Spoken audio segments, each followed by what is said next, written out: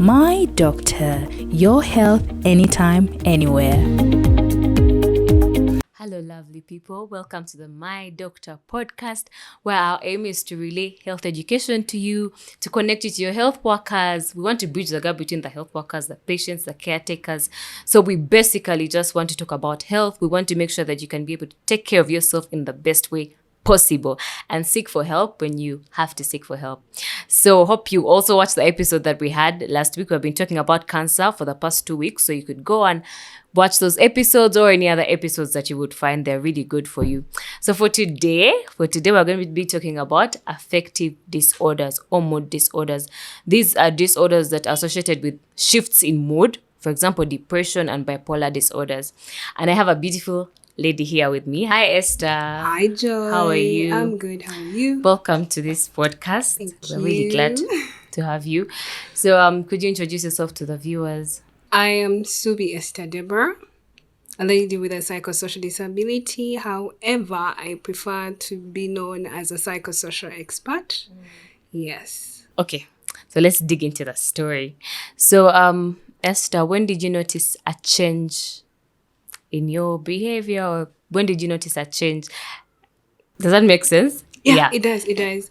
I must say it's my parents that noticed, because then I did not notice. I did not know what is happening to me. And I think I was in P3, P4 when out of the blue my moods would change.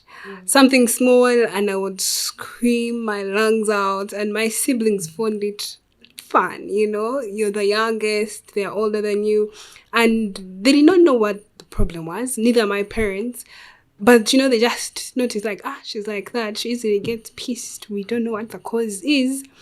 So fast forward to senior 5, I think that was in 2015, when a family friend advised my parents to take me to see a psychiatrist.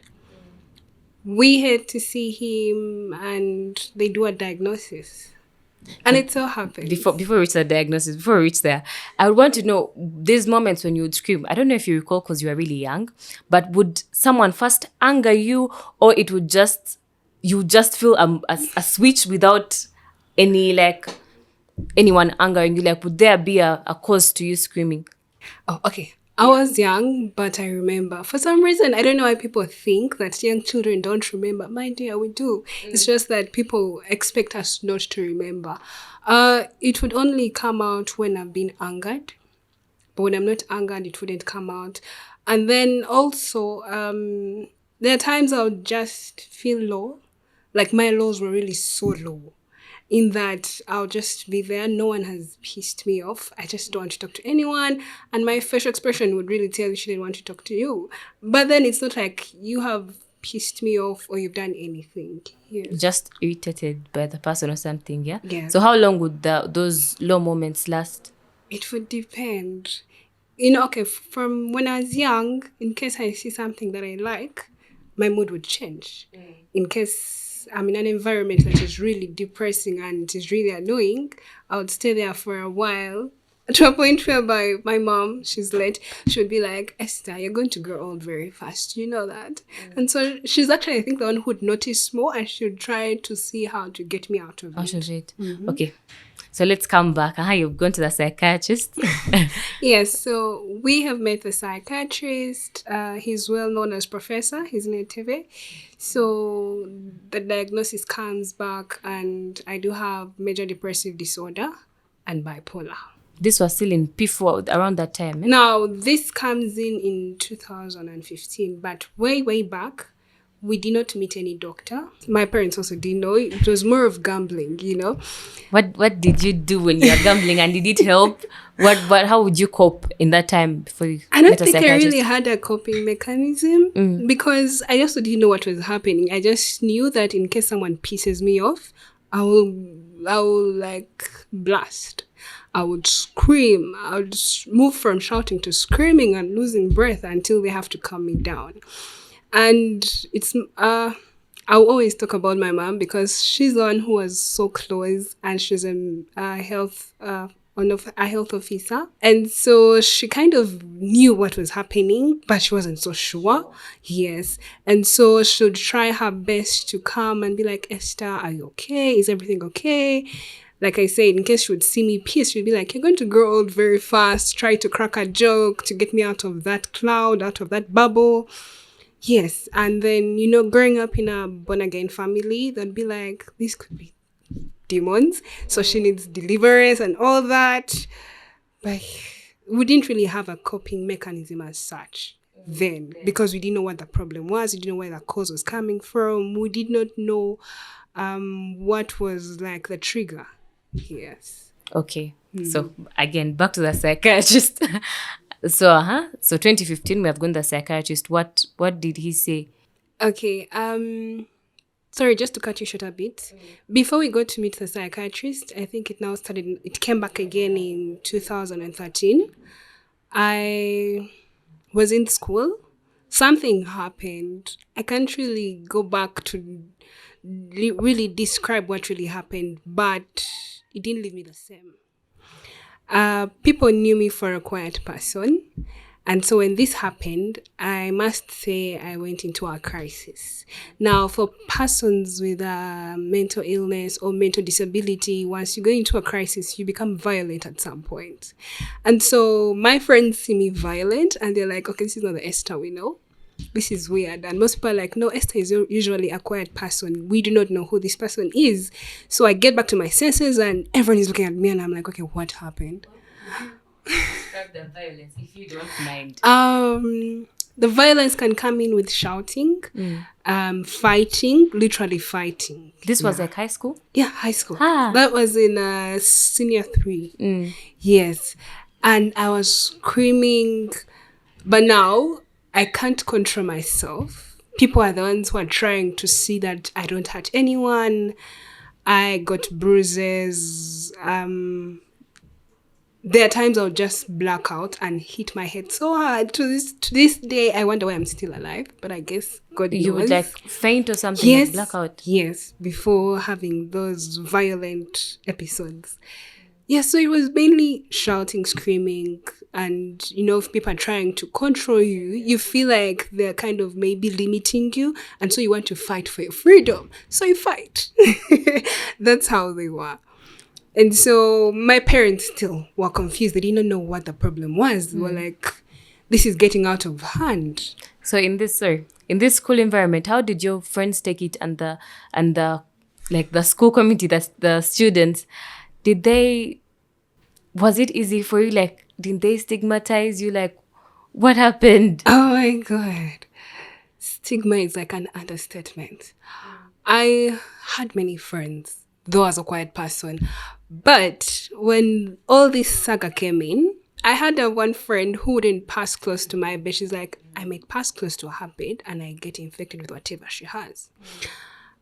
High school boarding life, weekends is known for washing. So you borrow a bucket or a basin to wash your clothes, your uniform. This particular person was like, I cannot use hers because I do not know whatever she's having. It's going to infect me. It's going to affect me in any way or another. So I don't want. That was just one of the scenarios of the stigma and discrimination. There are many that I experienced, but that is just one of them I would love to mention out loud. And so for others, people stopped sitting on the desk that I used to sit on. I think I now had like 2 to 3 true friends who stood by my side and were like, come what may, we're staying with you. And they are the ones that I had. But on my desk, I usually used to sit alone because people were like, we do not know. What if it comes back? They began calling it an it. So like, what if it comes back and we are there? How sure we shall survive, Yes, that was it. That was it. Sorry about that. Hope people watching this video know better. Okay, so also I want to know the administration, because I'm imagining the scenario you've painted. What did the head teacher do, or the teachers? What was their reaction? Like, did they? I don't know if I'm making sense. Yes. What actions did they take? Sometimes they would be like, let's take her for prayers, because it was a Christian school. Okay. And so like, let's take her for prayers. Hopefully she'll calm down. Some other times I would have to be sent back home because they would just be like, She's unwell. She's unwell. Please come and pick her up. She's unwell. She's unwell. So my parents actually got used after reporting back to school, within 2 to 3 weeks, they're expecting a phone call.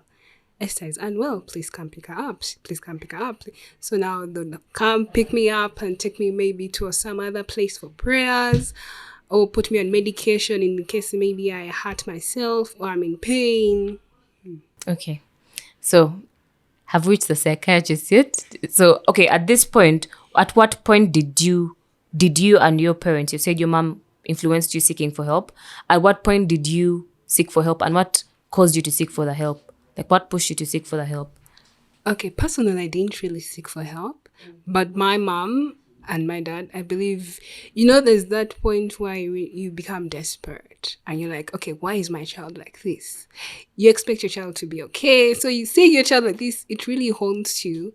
And so they shared with family friends who were like, we know this psychiatrist. How about you go pay him a visit? And from there, we see what next. So I remember going with mom, we visit him, we had separate sessions, combined session, then also a diagnosis. And so taking us through a diagnosis, he called in my mom and me as well. And he's like, so this is what your daughter is having. Our results show she's having major depressive disorder. And I'm like, what in the world is that? And then she's also having bipolar, and I'm like, by what? This is all new to me. So he had to break it down for us. Now, my mom, being in the health sector, she knew what it was, but they had to break it down for me to understand. And so they told me, you see how you've been having those lows? Yeah, kind of depression comes in. And you see how you've not been yourself, you've not really been smiling. When something happens, you bottle it in, like you don't really let it out. And so with time, it piles up and you break down. Yeah. And then, when you've been having those lows and they're really low, and those highs and they're really high, bipolar. And I'm like, okay.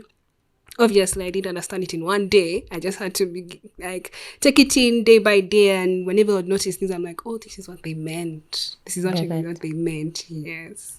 Okay, so how, when the psychiatrist gave you the diagnosis, how did you take it? Like, was it an easy journey? Or it was a process for you to accept?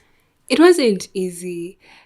Okay, on the other hand, I was like, okay, finally, we know what the problem is. But then, okay, I feel like this is too much. It's a huge burden on my side. How will people see me? I've already experienced stigma. And how will my friends take it if I tell them that I have these? What are family friends going to think of me? There were just a lot of questions running through my mind. But then, still grateful to my mom.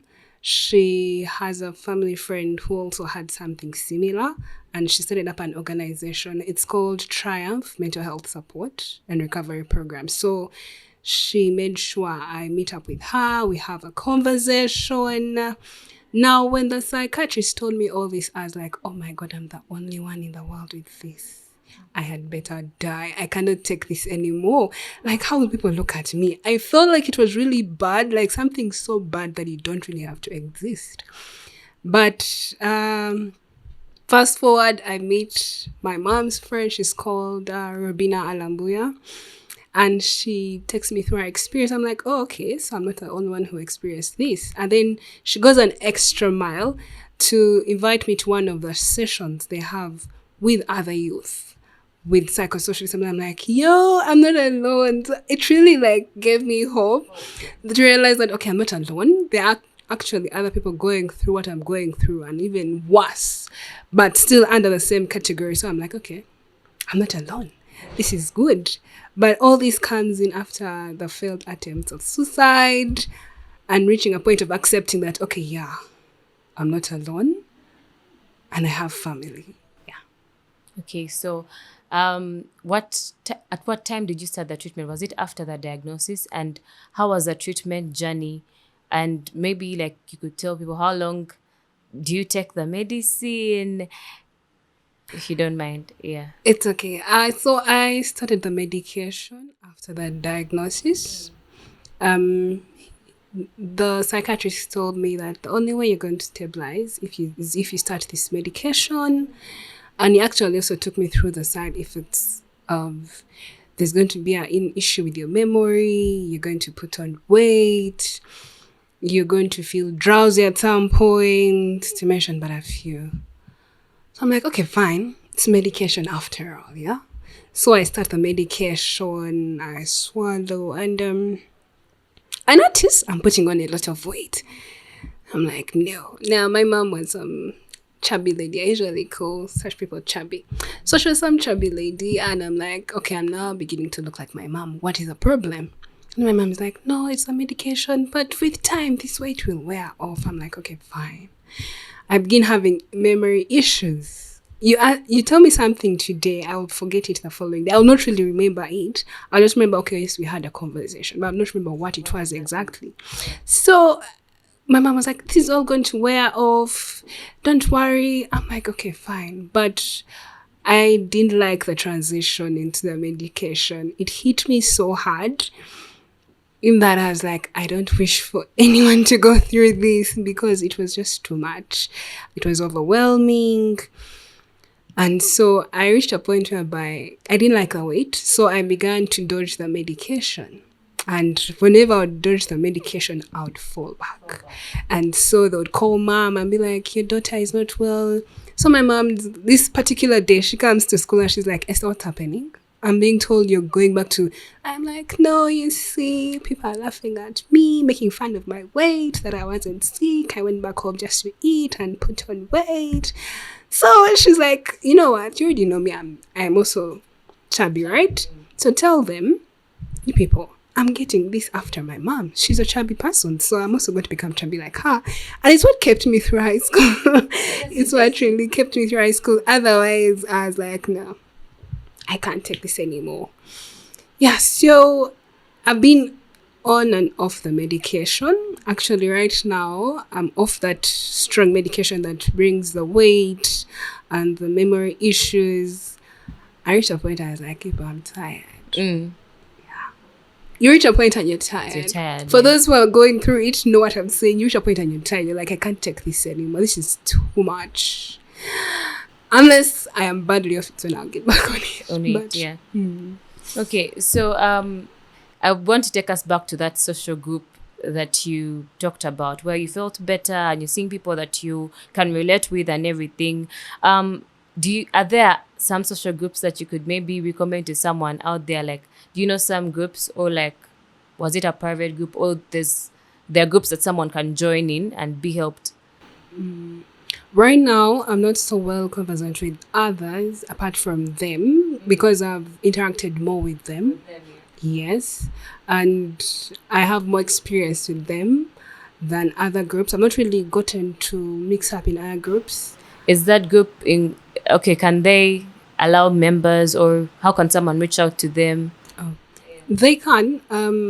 I can share with you the contacts of the executive director, and you have a conversation with her, and then she lets you know of what next, or maybe it will be possible this time or this time.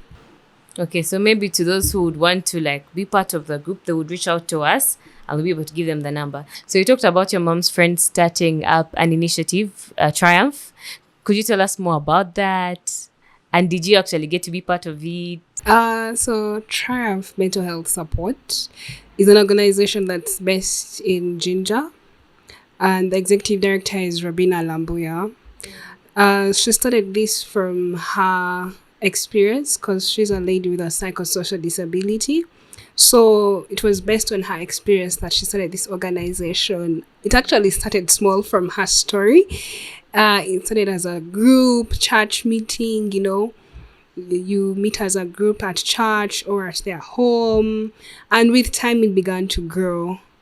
When I joined the organization, like I said, at first I was hesitant, but then when I got to see other people having the similar experiences I was going through, I'm like, okay, I'm not alone. So I don't have to think about death anymore. I got to be part of the trainings that they had and also learn, because the trainings really taught me a lot about what is psychosocial disability, what you experience, once something happens, how can you go about it? Let's say if you're really experiencing those lows, what do you do? Because I do experience various episodes, and at least some of them you can handle, some of them you can't, but there are those that you can handle. And I got to be a peer educator in Triumph, and it really opened me to a lot in terms of going out to community and listening to what community has to go through. Those particular persons with psychosocial disability, I must say I got to learn and relearn. And then people actually began entrusting me for some reason. I don't know. I look like a counselor. So people would come and be like, "Oh, Esther, I have this issue. There are days when I'm like this." And I'm like, how about maybe you do this and this based on my experience? And I'm like, oh, it was really helpful. And actually, some of them were just mainly looking for someone to hear them out. You just hear. Even though they're in the room, you just hear them out, what they're going through. It would actually make them feel lighter than they were. And then, apart from becoming a peer educator, I became a self-advocate. Yes, for psychosocial disability. And all those steps, I must say, have groomed me to the person I am now. Because right now, I'm now part of the board members of Triumph Mental Health Support as a representative of the youth, yes, with psychosocial disabilities. And I'm now also working with My Story Initiative. It's actually a sister organization to Triumph. And in My Story, I'm working as a program officer. And what can I say? I think my grooming has really come from them, because recently I won an award for disability inclusion. It was called the Disability Inclusion Mental Health Impact Award. I did not expect that. I was in shock. I was like, what do you mean? So it took me back to where I was, how I've grown, and the impact I've really brought towards various people. And I'm like, okay, so that's really good. Yes. Okay, so Esther, thank you so much for sharing your story. So as we conclude, I'd want you to give some tips to anyone who's watching out there. If someone has watched this video and they've resonated with it, what tips or what advice would you give them? Since you've gone through this, what would you want them to know in order to cope better and to have a better experience? Okay. There's a difference between having a psychosocial disability and being depressed. There's some people who reach a point in life and they get depressed and they recover, like they fully recover. Then there are those with psychosocial disability that for some reason they have to live with it till death, I think. Yes, and so usually, from my experience, I would suggest you look out for someone whom you trust, and you know that if I share with this person what I'm going through, they'll not go and make it a whole topic or a broadcast and be like, it's live, so it's going. No. Someone you trust, whom you believe that once you share them what you're going through, it will be between you and them, unless it requires medication or it requires a health person to come in. Truth be told, we shall experience this every day. It's now your mentality, how you decide to go about whatever you're experiencing. Yes, there are some things that you'll be able to handle. There's some things you'll not be able to handle. There are some things that happen in life that we don't have control over. And so sometimes you have to let it be and ask God to take over. Because if you decide to be the all-knowing and be like, I have to handle this, you're going to break. So it's usually best to reach out to someone whom you trust, share with them what you're going through, until maybe if you realize you need maybe a counselor whom you need to reach out to, or maybe a medical personnel, and always be in touch with that person so that you're accountable to them. In a way, it keeps you accountable to them because they will know either Esther is okay or she's not okay. Yes. I would love to stick to those two because in the long run, some things may come in that may work for you, but they do not work for me. Okay. As well as me, some things work for me and they do not work for you. Yes. Okay, Esther, thank you so much for coming and sharing your story. We really appreciate. And I'm sure someone out there is going to be helped. And also maybe the people out there could know how to handle this better. Yeah. So to our viewers, thank you so much for watching. If you're out there and you're going through any mood disorder or depression, bipolar, just know you're not alone. Like Esther has told us, you're not alone. So feel free to seek for help. As just say, talk to someone that you trust or seek for professional help. You can reach out to psychiatrists. You can reach out to any organization that deals with mental health and get help. And then to those who are around people who have affective disorders, like Esther has told us, do not stigmatize them. This is something that happens and it's more common than we think. So be kind to them, be there for them, support them in every way possible, and yeah, just be there for them. Let's help each other lift our health. Yeah. This is the My Doctor podcast. Thank you for watching and thank you for staying with us. My name is Mwesigwa Joy and I'm your host. My Doctor, your health anytime, anywhere.